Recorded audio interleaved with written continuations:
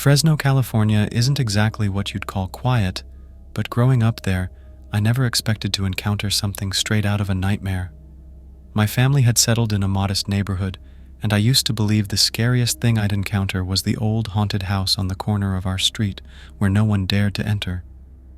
That was before I met her, the rotten woman in Hmong clothes, and her terrifying baby doll. It all started on an ordinary evening. I was hanging out in my room when my dad, who worked as a security guard, came home with something strange. He'd been patrolling an old warehouse on the outskirts of Fresno, a place rumored to have been abandoned for years. But tonight, he had a story that sent chills down my spine. "Yang, you gotta see this," he said, holding up a cracked, dusty old VHS tape. His hands were trembling, a rare sight from a man I always thought was fearless. "What's that?" I asked, feeling a strange sense of dread. "I found it hidden in an old chest, and you won't believe what's on it, but maybe you shouldn't watch." Of course, my curiosity got the better of me. My dad reluctantly set up the old VHS player. The screen flickered with static for a moment before a title appeared: Playtime with Baby Doll.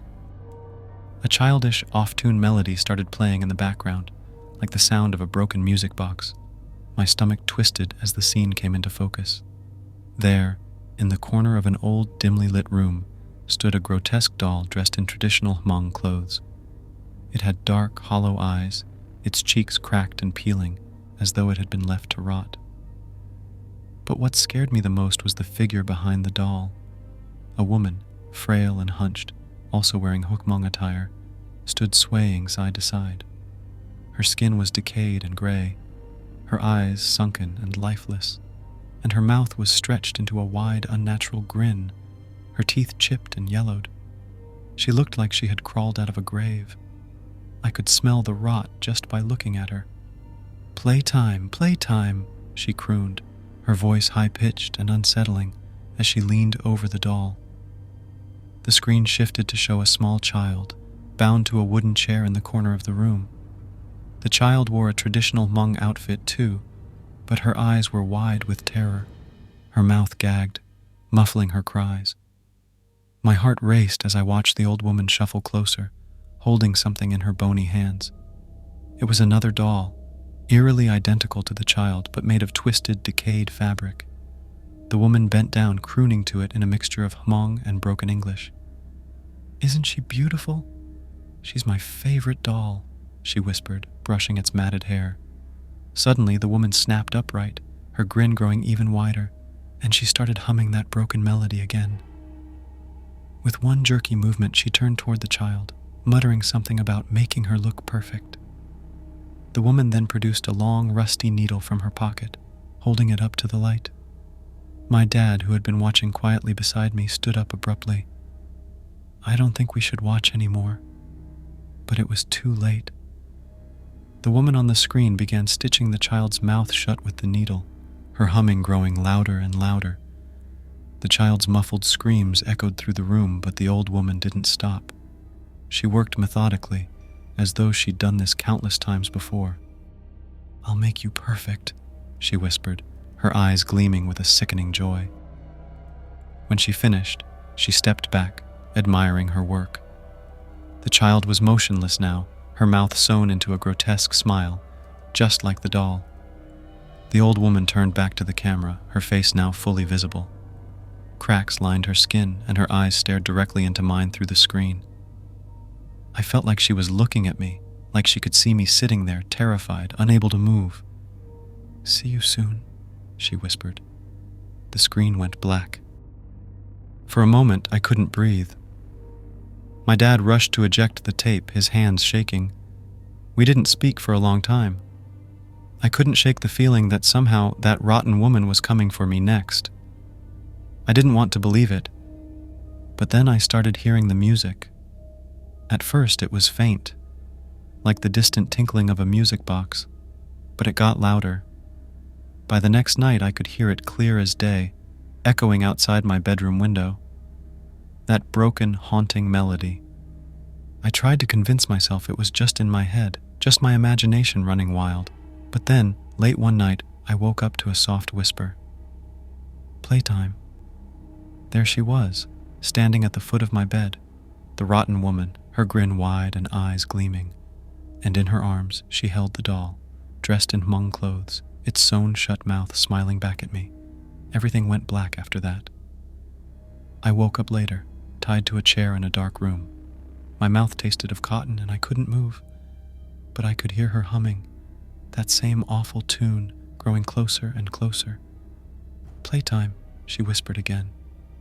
I woke up gasping for breath, drenched in sweat, my heart pounding in my chest. I was back in my room, tangled in my sheets.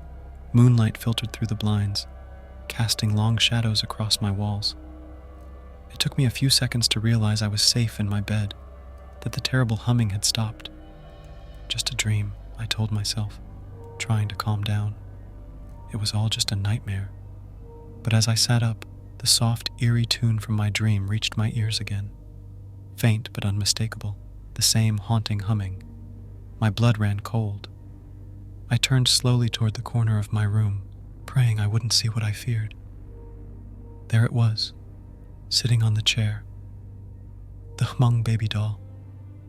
Its cracked porcelain face was smeared with dirt, the traditional Hmong outfit torn and faded, and its tiny eyes gleamed in the dark.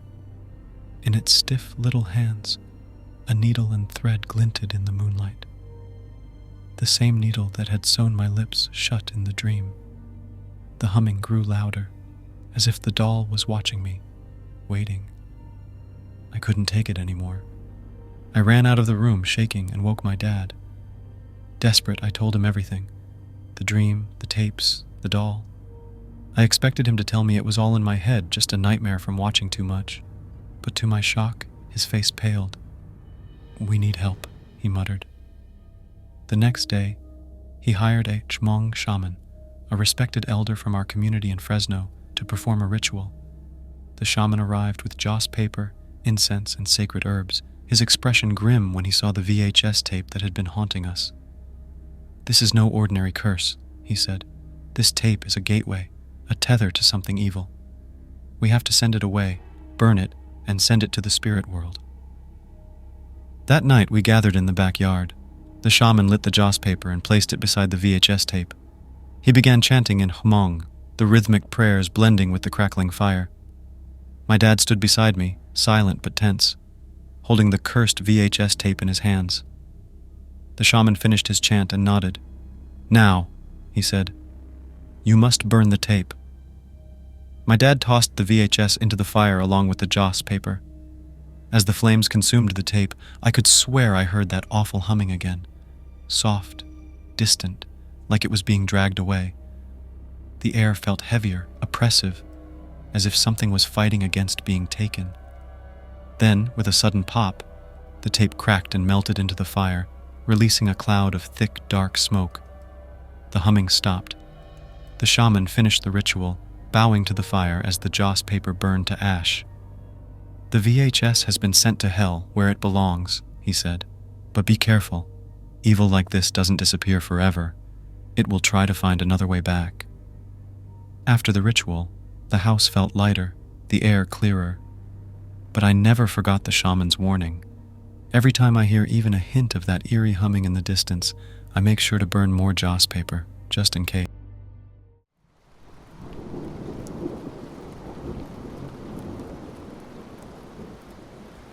As a warning to anyone brave enough to listen, what I'm about to share is true.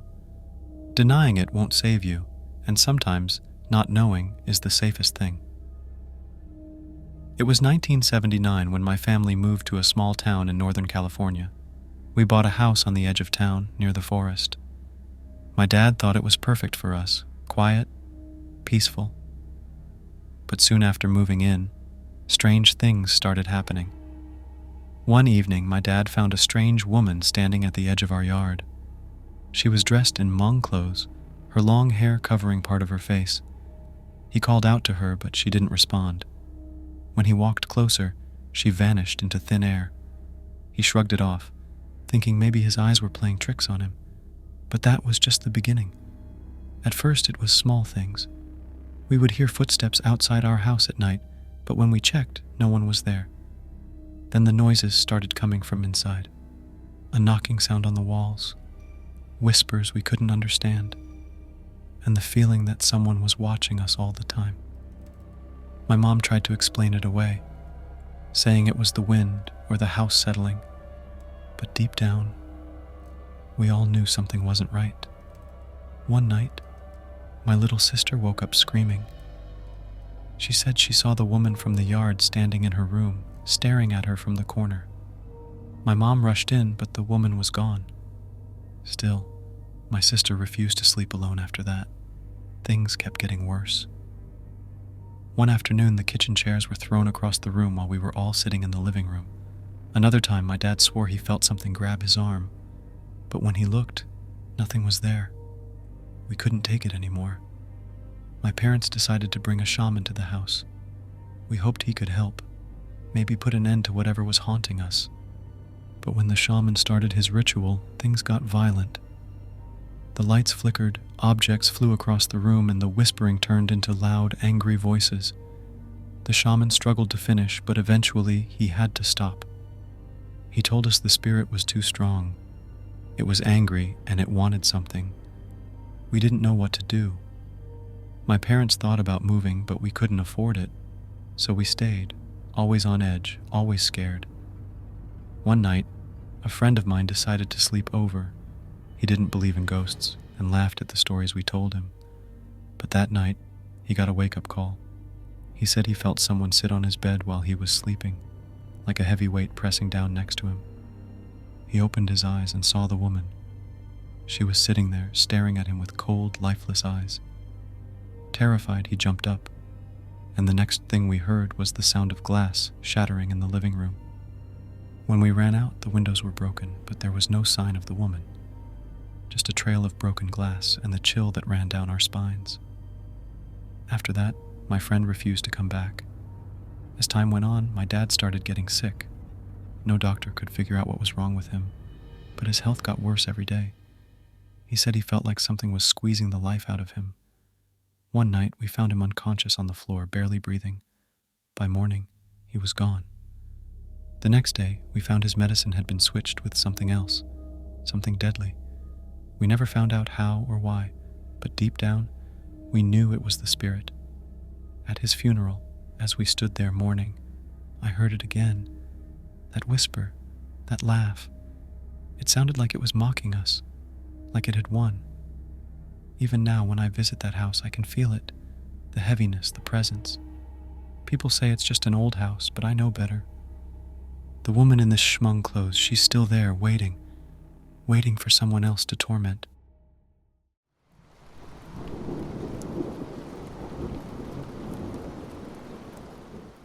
I remember it like it was yesterday, even though so much time has passed. I was sitting on the porch of my small house in Fresno, California, staring out at the sunset. The air was warm, and the scent of jasmine lingered. My husband, Tom, had been sick for days. It started out as a simple cold, or so we thought. He had come home from work feeling tired and said he just needed to rest, but he didn't get better. Day after day, his fever climbed higher, and nothing I did seemed to help. The doctors couldn't figure out what was wrong, and their medicine wasn't working. I was scared, really scared. Tom had become so pale, his skin burning hot, and he slipped in and out of consciousness. I spent my nights sitting by his bedside, holding his hand and praying he would wake up. One day, a Hmong woman from our community came to visit. Her name was Niam, and everyone said she had knowledge passed down from her ancestors. She told me there was only one thing left to try. I needed to go to the forest just outside the city, where the trees were dense and the air felt different. She said that deep in the woods, there was a ghost lady who could take away sickness, but only if I asked her with a pure heart. Desperate, I decided to go. I carried Tom on a small cart, and we made our way into the woods at dusk. The deeper I went, the quieter it became, like the forest itself was holding its breath. I stopped at a clearing just as Niam had told me. Tom was barely breathing by then, and I felt so helpless. Suddenly I heard a rustling sound behind me. My heart raced, but I didn't move. Out of the shadows, a woman appeared. She was dressed in traditional Hmong clothes, her her long black hair flowing down her back. Her face was pale, almost glowing in the moonlight, and she didn't speak, just watched me with dark, unreadable eyes. I knew this had to be the ghost lady. I whispered to her, telling her how sick Tom was and begging her to help him. She nodded slowly, her eyes softening as she looked at Tom lying there, weak and pale. Without a word, she moved closer, her fingers brushing over his forehead. I held my breath as I watched her. I couldn't tell what she was doing, but I felt something like the air around us had shifted. Then I started to feel strange. My skin began to tingle, and a wave of heat washed over me. It was as if she was pulling the sickness from Tom and giving it to me. My head swam, and I felt so weak I thought I might collapse. But then I looked at Tom. His face was changing. His color was returning, and his breathing was steady. He was getting better, and I knew it was working. The ghost lady stepped back, her eyes meeting mine one last time. She didn't say anything, but I could feel her gratitude, like she understood what I had given up for him. Then, just as quietly as she had come, she disappeared into the trees. I fell to my knees, exhausted but relieved. Tom stirred beside me, his hand reaching for mine. His voice, weak but alive, called my name. "Sarah," he whispered. "Thank you." I smiled, even though I felt the fever coursing through me now, but I didn't care. He was alive. We made it home together, and day by day he grew stronger. The sickness that had threatened to take him was gone. I never told him about the ghost lady, but I think deep down he knew.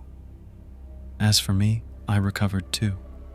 Slowly, the fever faded, and my strength returned. I never saw the ghost lady again, but sometimes when the air is quiet and the night is still, I feel like she's watching over us, like she's part of our lives now. I'll never forget what she did for us, and I'll always be grateful to her. The ghost lady in the Hmong clothes who saved the man I loved.